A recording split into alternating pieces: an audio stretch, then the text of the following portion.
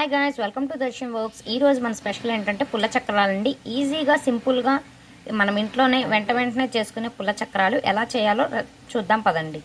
Hi friends, ముందుగా మనం కొంచెం బియ్యపిండి అనేది తీసుకోవాలి. దాంట్లో మన రుచికి సరిపడి సాల్ట్ అనేది వేసుకోవాలండి. మనం కాగబెట్టిన నూనె అనేది కొంచెం తీసుకోవాలండి. నూనె అనేది వేడి చేసుకొని వేసుకుంటే మనకు టేస్ట్ బాగా వస్తుంది.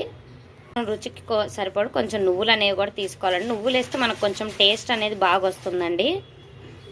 కొంచెం కారం అనేది కూడా వేసుకోవాలండి. మనము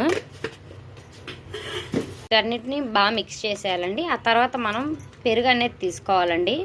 పెరుగు అనేది వేసేసుకోవాలి. ఈ ఐటెంకి మనకి పెరుగు అనేది ఇంపార్టెంట్ అండి. కొంచెం మంచి పెరుగు అనేది తీసుకోండి. మీరు పులుపు అనేది ఉన్నా కూడా మనకి టేస్ట్ అనేది బాగా వస్తుందండి.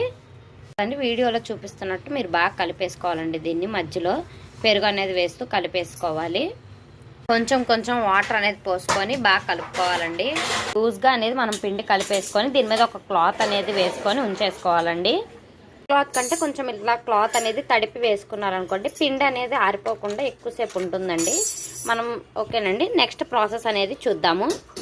1 అవర్ నానబెట్టేసాము. ఇప్పుడు మనం కలిపేసుకోవాలి. బాగా కాలిపోయిందండి. ఓకే, ఇప్పుడు మనం చక్రాలు అనేది వేసేసుకుంటున్నాము. చక్రం ఎంత బాగా వచ్చేసిందో మనకి. కరకరలాడుతూ పుల్లగా ఉండే చక్రాలు రెడీ అండి. కరకరలాడుతూ పుల్లగా ఉండే పుల్ల చక్రాలు రెడీ అయిపోయినాయండి.